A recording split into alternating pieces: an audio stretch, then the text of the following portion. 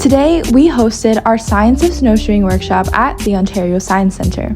This workshop was a part of Stew to Science, which is our Indigenous STEAM outreach and engagement initiative. Today, we explored the science and Indigenous roots of snowshoeing with our Indigenous Knowledge and Science Outreach Coordinator, Caleb Wesley.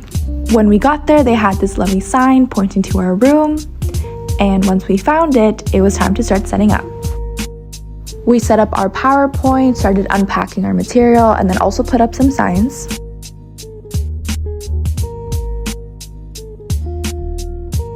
Then we brought out our displays that were going to be shown to the participants. Participants got to make their own miniature snowshoe, so we had all of the decorative material, and then it was time to get started. During the workshop, Caleb explained the science behind how snowshoes work and how to use them. After the lesson, we walked participants step by step on how to make their very own miniature snowshoe. It was so fun seeing how everybody was getting creative. They all looked so amazing. Before ending the day, participants were able to test out the real snowshoes.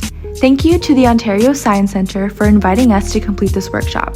Thank you for all of those who participated. We hope you had fun and learned something new.